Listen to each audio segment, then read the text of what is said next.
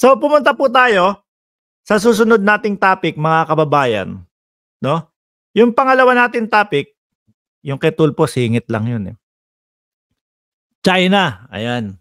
Nanghaharas na naman mga kababayan. I-play po natin ito, 'no? Ito pong isang video para po mas maliwanagan tayo. Nasa 25 yung mangingisda na kasama namin sa misyon at 10 payaw nga yung inihulog nila sa Rosal Reef. Ito yung babalikan nila para makahuli sila ng maraming isda. Ano ang tawag nila dan? Paway. Kung di ako nagkakamali, paway. Inuhulog po 'yon mga kababayan para daw po maka-attract, no, ng mga isda. Pero yung paway na 'yon pala mga bossing, kumbaga pag hinulog mo ngayon, hindi mamayang gabi o hindi kinabukasan, eh okay na, no?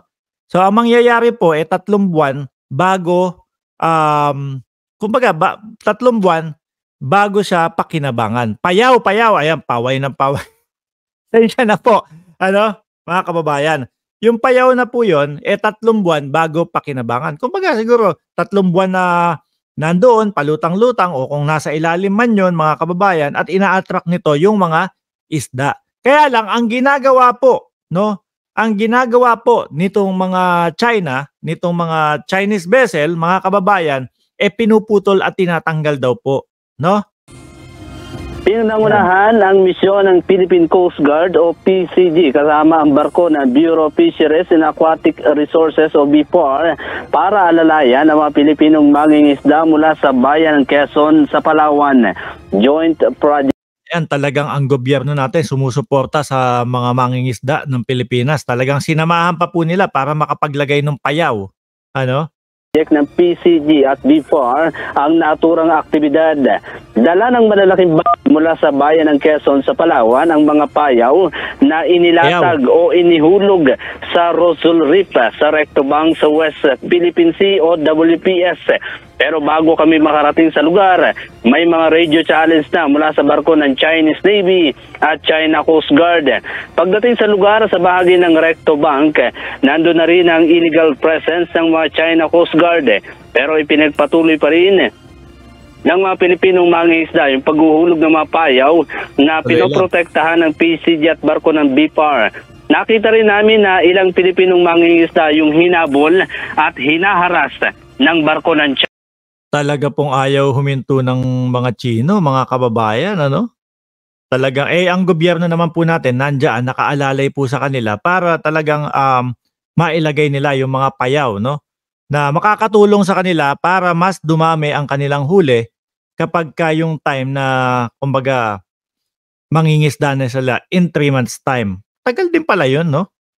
Matagal ding gumana. O hindi, matagal. Siyempre, a-attract mo araw-araw for 3 months. Dami ng damit. Tapos paghagis ng kanilang mga lambat pa din po ba ang ginagamit nila? Hanggang ngayon, paghagis ng mga lambat, punong-puno ng isda. Good evening, Sir Mark! Kahit anong paninira ni Maharlika at ibang DBS kay PBBM, wala nang pake pa rin. Kasi po ganyan talaga ang magiging magiging reaksyon ng taong bayan. Sa araw-araw na ginawa ng Diyos, meron silang paninira, mga bossing. Kaya ang tao, tapos hindi nila napapatunayan, kaya ang taong bayan, nakakapagod naman itong mga to. Bahala na nga sila sa buhay nila. Ganun po, no? Tuloy. China. Habang kami ay nasa lugar, nakita rin namin ang isang Poseidon na umiikot sa lugar at isang unidentified aircraft na paikot-ikot. Bagamat nagsasagawa ng panghaharas at dangerous maneuver ang mga barko ng China Coast Guard sa mga Pilipinong mangingisda, tagumpay pa rin na naisagawa ang paghuhulog ng payaw sa Rosal Reef sa bahagi ng Recto Bank sa WPS. Sabi ng mga mangingisda, sagana kasi sa yamang dagat ang lugar at marami silang nahuhuling mga isda roon. Makailang beses na rin silang naglagay ng payaw, pero kapag bumabalik ay nawawala ng mga ito dahil pinuputol umano ng mga Vietnamese vessel at Chinese vessel. Vietnamese vessel at Chinese vessel, mga kababayan, yung pumuputol.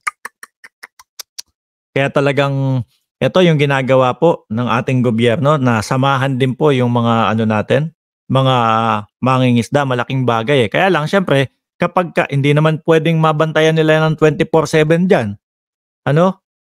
Kaya pag-alis nila, dun naman, ginagawa yung pagputol, pagtanggal doon sa mga payaw na makatutulong sana sa mga mangingisda natin para mas madaming mahuli. Tuloy.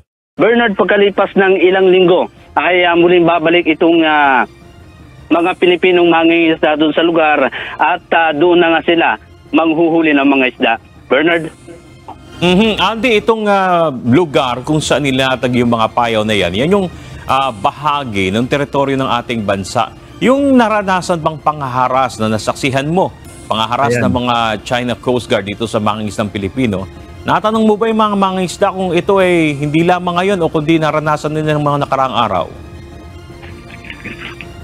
Bernard, base dun sa isang nakapanayam natin, hindi naman nila naranasan yung ganong panghaharas ng China noong nagbiyahe sila. Pumunta nga sila dito sa Rosal Reef, particular dito nga sa Recto Bank.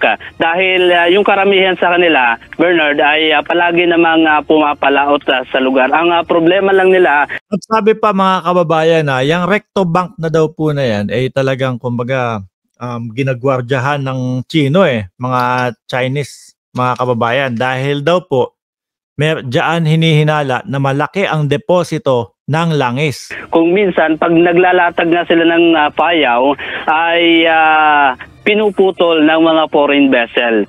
So pagbalik nila, wala na yung mga inilatag nila. Pero itong sinamahan mo, Andy, ano yung mga kwento nila na di umano'y panghaharas na naranasan nila sa China Coast Guard? Ito ba'y kabilang ba dito yung dinidikitan sila, sinasyado yung tawag nila? Sinasyado, binubuntutan.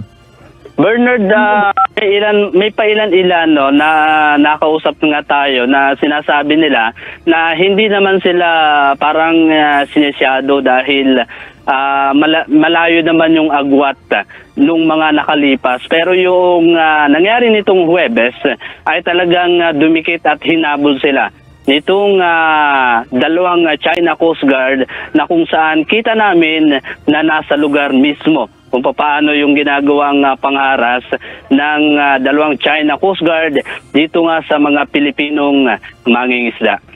So ayun nga mga kababayan, yung panghaharas, di ba? Yung mga panghaharas ng China ay talagang sobra-sobra at labis-labis na